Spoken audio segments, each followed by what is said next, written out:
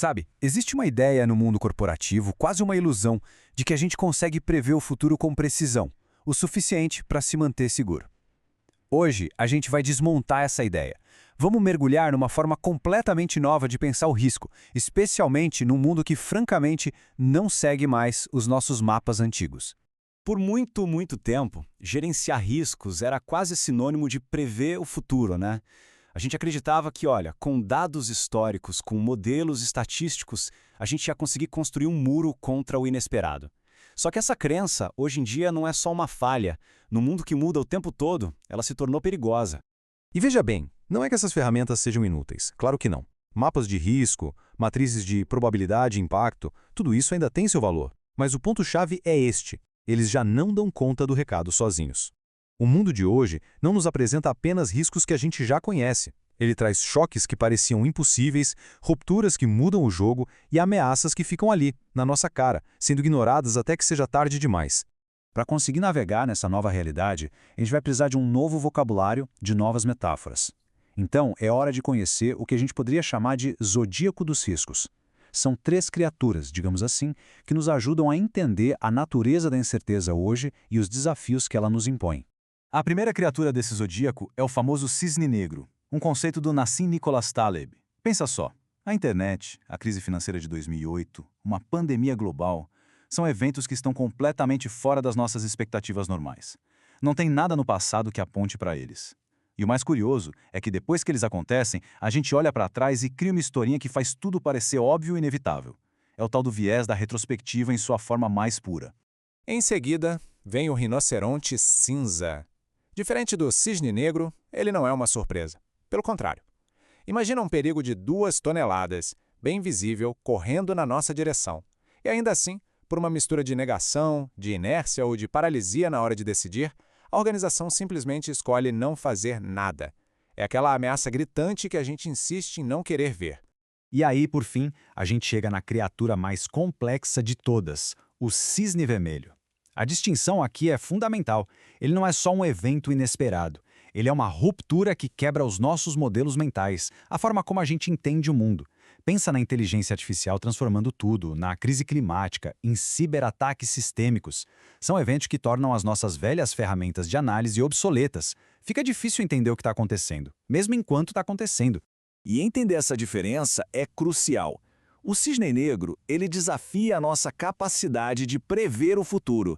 Ele é o que a gente chama de desconhecido desconhecido. Agora, o cisne vermelho, ele vai além. Ele desafia a nossa capacidade de entender o presente.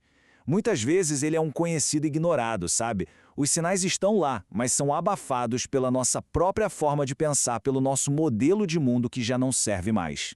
Bom, diante desse zoológico todo de incertezas, aquela pergunta antiga da gestão de riscos perde totalmente o sentido. Tentar prever tudo é uma batalha perdida. É uma busca por uma segurança que não existe e que, na verdade, nos deixa ainda mais vulneráveis quando a surpresa vem. E aqui está a grande virada de chave. A pergunta certa é sobre a nossa capacidade de decidir em meio à incerteza. Não se trata de ter todas as respostas prontas, mas de ter a disciplina, a cultura e as ferramentas para tomar as melhores decisões possíveis com a informação que a gente tem, mesmo que ela seja incompleta. É exatamente aqui que as normas ISO entram na conversa. A primeira parte da solução a gente pode enxergar como uma bússola. A ISO 31000 ela não vai nos dar um mapa do futuro, porque esse mapa não existe. O que ela oferece são os princípios, o norte, para construir uma cultura na empresa que saiba navegar bem na incerteza. Essa é a filosofia central da ISO 31000. Gestão de riscos não é um departamento isolado, não é um relatório que a gente faz uma vez por ano só para cumprir tabela. Não. É a forma como a organização inteira pensa, lidera e decide, em todos os níveis. Tem que estar no DNA da empresa. E esses são os valores fundamentais dessa bússola. Cada um deles constrói uma base mais forte. A gestão de riscos precisa ser integrada, não pode ser uma coisa à parte. Tem que ser personalizada para a realidade de cada empresa e inclusiva, trazendo gente com visões diferentes para a conversa. Precisa também ser dinâmica, porque o mundo não para de mudar. E, o que é importantíssimo, precisa estar atento aos fatores humanos e culturais. É nesse terreno que os rinocerontes cinzas adoram se esconder. Ok, se a ISO 31000 é a nossa bússola cultural, a gente pode pensar na ISO 3150 como o nosso radar. Ela nos dá um processo ativo para a gente lidar especificamente com os riscos emergentes, sabe? Aqueles que ainda estão se formando lá no horizonte, com sinais ainda bem fracos. Com esses riscos, a gente não tem histórico, os dados são poucos, os sinais são sutis. É aqui que a gestão de riscos muda completamente de figura. Deixa de ser um exercício de calcular probabilidade e passa a ser um verdadeiro sistema de inteligência. O objetivo é transformar incerteza em conhecimento prático. É aprender antes que a crise venha ensinar do jeito mais difícil. E funciona mais ou menos assim. Isso aqui não é um processo que acontece uma vez por ano. É um ciclo contínuo. A gente está o tempo todo escaneando o ambiente, coletando dados brutos, interpretando e transformando tudo isso em inteligência de verdade, que vai direto para a mesa de quem toma as decisões estratégicas. É um sistema vivo de aprendizado. Vamos detalhar um pouquinho esse processo. Primeiro, o enquadramento, que é basicamente definir o que a gente está procurando. Depois, a coleta, que é essa varredura constante, e não só uma foto do momento. O terceiro passo, a interpretação. É a arte de conectar os pontos, de separar o ruído do sinal. E, por fim, a recomendação, que é quando essa inteligência chega de forma clara para quem decide.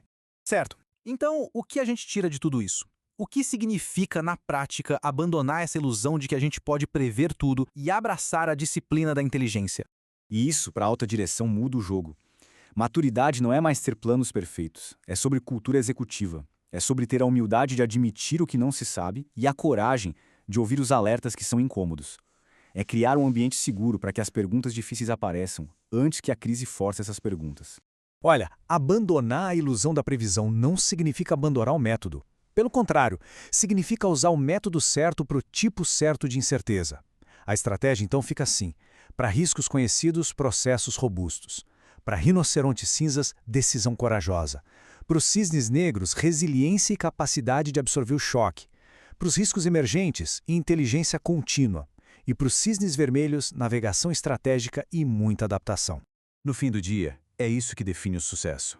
A vantagem competitiva não vai mais ser de quem diz que prevê o futuro. Vai ser de quem percebe as coisas mais cedo, decide com mais qualidade e se adapta com mais velocidade. É sobre aprender e evoluir o tempo todo, num mundo que não dá pausas. E vamos fechar com essa reflexão. Quando a crise acontece de verdade, seja um rinoceronte correndo na sua direção, um cisne negro pousando de surpresa ou uma ruptura vermelha mudando as regras do jogo, a descoberta mais trágica que se pode ter é que a organização tinha um monte de mapas, mas não tinha nenhuma inteligência para navegar no território real.